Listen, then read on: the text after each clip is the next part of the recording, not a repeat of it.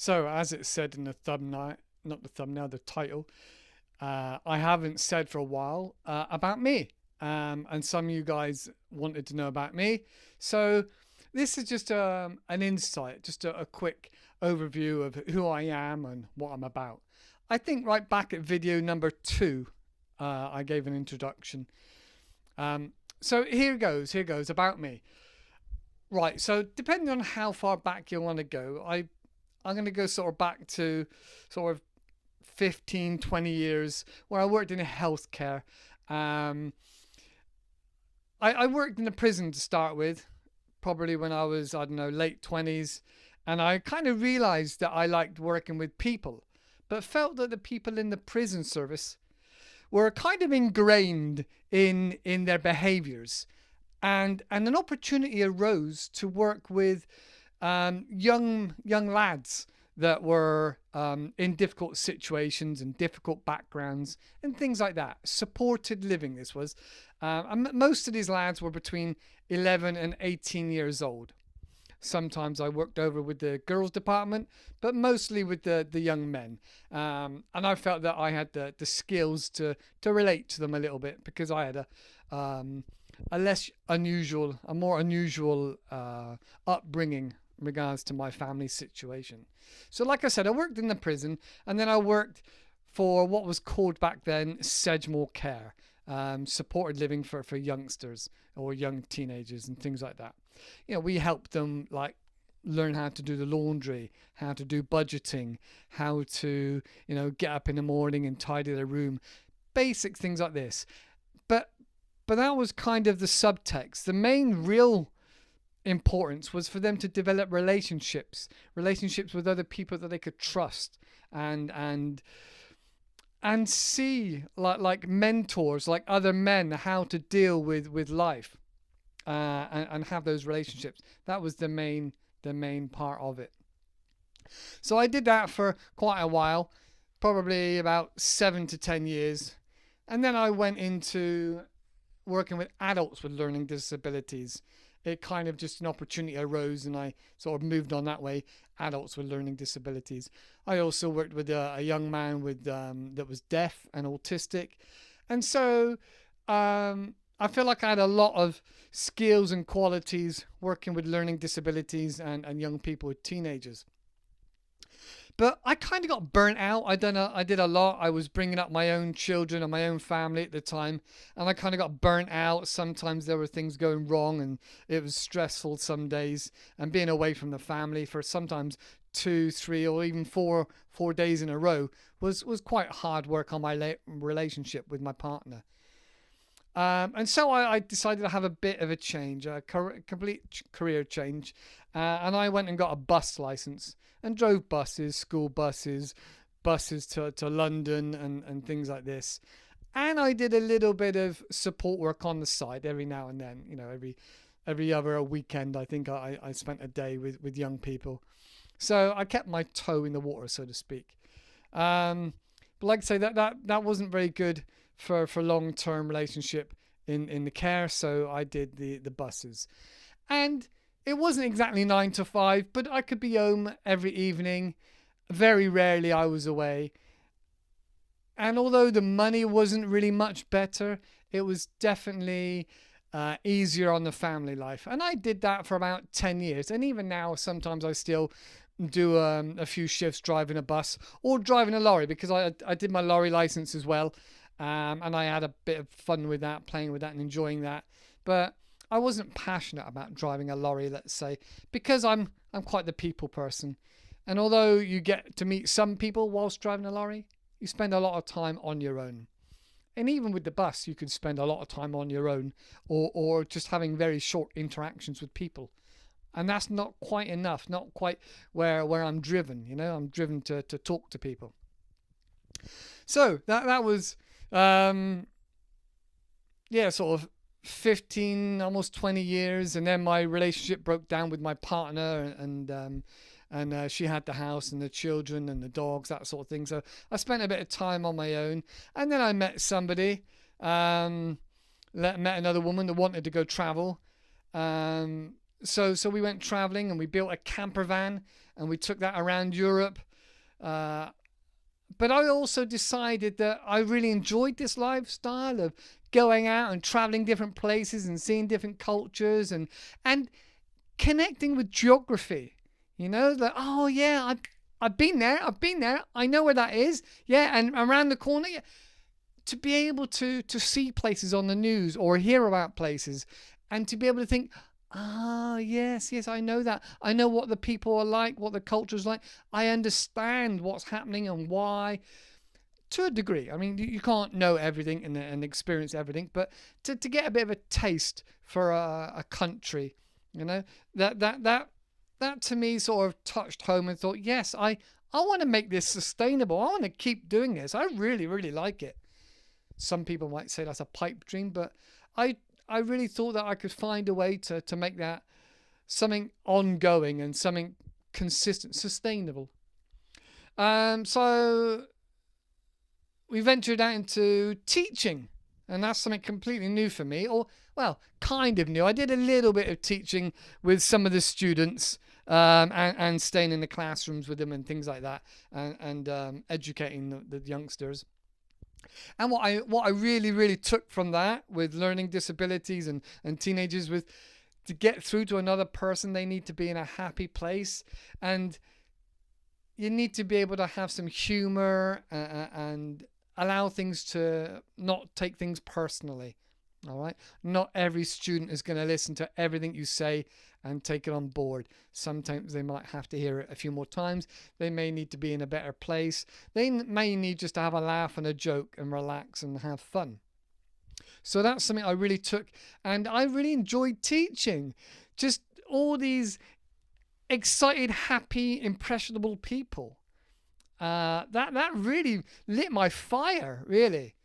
And so we went to Vietnam first, and we volunteered in Vietnam teaching there, and that was mostly preschools, and that was a lot of fun. Not a lot of conversations, but it was quite fun and a lot of moving around. So we did that for a little bit, and then we went over to Cambodia, and taught in Cambodia for a year in a school. And that was amazing. That was really, really insightful and different, and culture shock. Oh my goodness, culture shock. It was like a level 11 in regards to culture shock. So we come back after about a year because we had a few family issues and things like that. And we came back and felt a bit homesick. And then I think we went to, and this was before Brexit. You know, if you've heard about it, the UK separated from the rest of Europe. Not my choice. Went to Spain for a while, and we went around Spain, a few different towns in Spain, and fell into one particular city, Zaragoza, and stayed there and taught English in Zaragoza. That was a lot of fun again, but unfortunately our money sort of ran out, our savings ran out, and the Spaniards generally all shut down and go on holiday in July and August because of the temperature is so hot. So that was Spain. That was out. What else did we do? Then we went back. Actually, went back to Cambodia, but to a different part of the country. We went back to Siem Reap in the towards Angkor Wat, where all the temples are. So we went back to Cambodia. We made a really good community of lots of expats and lots of other local friends, and enjoyed and really cohesed. Really felt at home in Siem Reap in Cambodia, and it was amazing. I had a great time. Again, some family issues, and again we were thinking about health and safety and our age, and our bodies and things like that. So after another year we came back, but in the last sort of year I realized again I wanted to make this sustainable, this traveling and then meeting people and teaching and having this energy. It really brought me alive, and so I really wanted some way of making this sustainable. And so I did online teaching. I kind of fell into it. A friend said do it. I tried a few different companies and platforms, and then this one particular platform seemed to work well with me, where I had flexibility to book my own hours and schedule it how I wanted to, and teach what I wanted to teach. And I like teaching the older students because I find I can have much better conversation. So I taught a lot of IELTS and adults, and really great fun, and met a lot of amazing people. And so I did that for like over a year, and built up my student base, and it was really good. But after being back in the UK for probably 5 or 6 months, I was house sitting because I didn't have my own house. I went to different people's houses, looked after their animals, their dogs and their cats, and things like this. But I found that a lot of the time the internet was intermittent, and so it had an impact on my students, and it wasn't very, and I couldn't deliver the service I wanted to because I couldn't use as much internet as I needed for my lessons. And so I thought, unless I can guarantee amazing internet, then I can't guarantee that good quality of lesson. So I felt that was a good time to come off of that and go back to getting a part-time job. And that's where I realized that, moving on to the next part, that's where I realized that I needed to build an audience of people to connect with people. Because my students wanted more information. They wanted like resources. And I just kept telling them again and again what I did for resources. So I thought, if I build a website and then I put the resources on there for free, and people could book time with me as well, that will be sustainable. Okay. So I made some TikTok videos just to see how I get on with the camera, whether it works, and then to see what I'm like myself, and to see and get, well, basically practice and get better and better and better. And if you're interested, I think they're on YouTube. Like, did you know?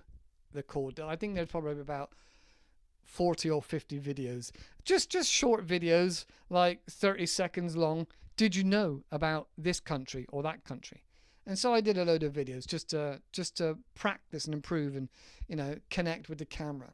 So I did that for a while, and then I did a course on article writing, how to write articles and blogs, and how to structure them and things like that, because that was something I'd never done before. So I did that for a while.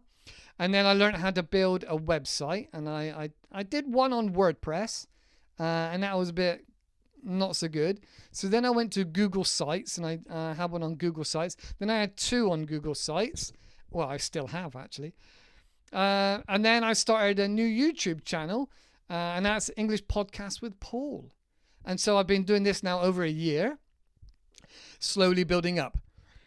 I found it's also a very slow progress, because Google and YouTube push to your own country first. And as I'm in the UK, most people in the UK already know English or have access to English quite readily. So it is quite slow. And I realize it's a slow burn, as they say. So recently I started another channel to help men, generally of sort of my age or a bit younger, and help them through some difficult times, whether it's relationships, whether they're stuck in a job or a career that they don't like, and how to move forward. So that's my second YouTube channel, okay? And if you're interested, it's called Tribal Man Club. So you'll see a lot more of me being a bit more energetic and enigmatic and charismatic, and probably a bit more engaging and a bit more passionate and excited. So that's Tribal Man Club, if you're interested. All right, where are we from there? Moved into a podcast. I started buying stuff like a microphone and like the lights and the stand, and I bought some courses on how to use OBS, Open Broadcast System. And so that's a free software for you to be able to, like if you're doing streaming and gaming together, you can record your screen and bring things into your screen. And so I was able to do that. And then I learned another thing where you can, a bit like Skype, again, but free, you could bring that in, called Ninja, OBS Ninja. And so you can do interview online with somebody else and record it all and bring other elements into your video. So I learned that as well. And I bought some more microphones, so you can do, I did some interviews with with a wireless microphone, because this one's got a wire on the end. So I did that. Right now, where am I now? Again, I'm house sitting again now. I worked part-time for a while driving a bus, but now I've gone back to house sitting, which doesn't pay very well. Sometimes it pays very, very little or nothing. Whereas the driving the bus gave me a secure and steady income. And whilst I was driving the bus, I was living in my camper van. And so I still have my camper van, but I'm spending a bit more time now in people's houses. That's not to say it's going to last for very long, because I'm hoping to expand and do a few more new things. I've probably already mentioned I'm looking at buying a bus, a double-decker bus. Maybe go traveling in it. So yeah, I'm looking at constructing a new website where I can put on RSS. Was it RRS or RSS? Anyway, it's a simplified broadcast, so I can put my podcasts on to my website, and then it'll be connected then to Apple, Spotify, Google, and a few more platforms in an MP4 or WAV format, audio only, so people can listen to the podcast without having to go to just through their own favorite platform, Spotify, Google, Apple, whatever, and not have to come to YouTube all the time and put up with YouTube adverts.